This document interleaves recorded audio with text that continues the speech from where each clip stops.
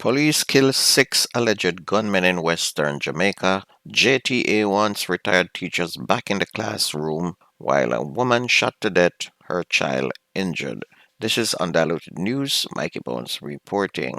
The Jamaica Teachers Association has announced that it is now in discussion with the Ministry of Education to have scores of teachers who were permanently sent into retirement to return to the classroom. This was disclosed by JTA President Dr. Mark Simmet. Dr. Simmet said that many teachers were sent into retirement in breach of the Pension Act of 2017. He added that while there are teachers who desired to go off early, many of the early retirees are struggling to pay their bills and wish to return to the classroom. Meanwhile, head of Jamaica Fire Brigade Stuart Beckford has given a commitment to probe allegations that firefighters were poorly prepared to combat a fire along South Road in Kencott in St. Andrew on Monday. The fire destroyed a five-bedroom dwelling. No one was injured. Residents complained that the unit took a long time to respond to their calls, did not have enough water, and that firefighters were disorganized in their attempt to put out the blaze. There was no word on the cause of the blaze, which resulted in an estimated loss of $25 million, including two motor vehicles.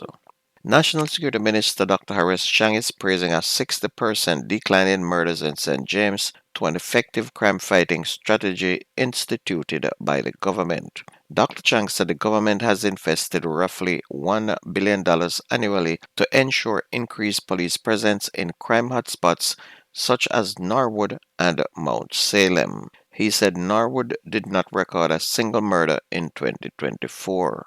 The minister is also member of Parliament for St. James Northwestern, appealed for peace and calm while urging residents of Norwood to maintain the decline in crime figures.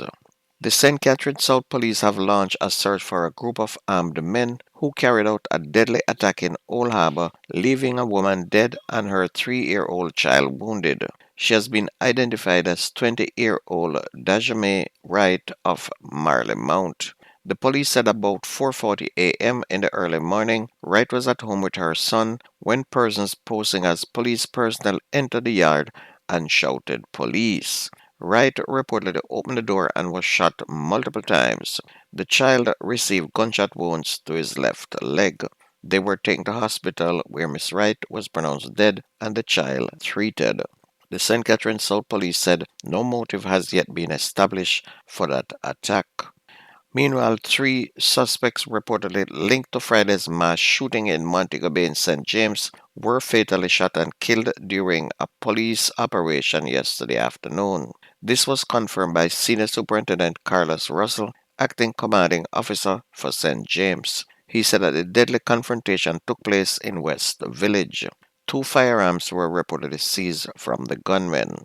Superintendent Russell said the police are continuing their pursuit of all persons involved in the deadly attack on Hart Street in downtown Montego Bay, where 7 persons were shot, 2 fatally, when men carrying high-powered rifles opened fire on people at the intersection of Hart Street and Corinaldi Avenue. Exodus Dunkley, 27 of Flagstaff, and 27-year-old Malik McDonald, a security guard of Hart Street, were killed in that attack. An investigator said that Dunkley was the target of the attack. He is linked to an ongoing gang conflict in the area, and he was reportedly killed in reprisal for a murder committed in the area in April of last year. While over in Westmoreland, a teenager was among 3 men shot and killed by the police during an operation in Grange Hill in Westmoreland. He has been identified as 15-year-old Sheldon McCullough, a student of Petersfield High School. Another deceased has been identified as 25-year-old O'Dane Barron, a reputed gang leader. The third man remains unidentified. 2 illegal firearms and 8 rounds of ammunition were reportedly seized by the police in that operation. The police reported that about 4:30 they went to an occupied house in an area known as Sticky Lane in Top Lincoln after receiving reports that armed men were at that location. The 3 suspects were shot in the operation and the weapons were seized. They were later pronounced dead at hospital. Police said that Barron, who was out on bail for the murder of Chantal Calder Whittingham in Paradise District on August 12 of 2023. The police high command added that Barron had been the subject of multiple police operations dating back to 2017. They claim he was involved in the guns for drug trade, including the supply of weapons to criminal networks in Western Jamaica, and that now makes 6 persons killed by the police in one day. And police is not bringing the gunmen in alive no more, they're sending them straight to Boot Hill. On to sports, Olympic 100 meters champion Julian Alford opened her outdoor campaign with a victory over Jamaica's Sharika Jackson in the rarely won 300 meters at the 2025 Miramar Invitational at the Anson Sports Complex in Florida over the weekend.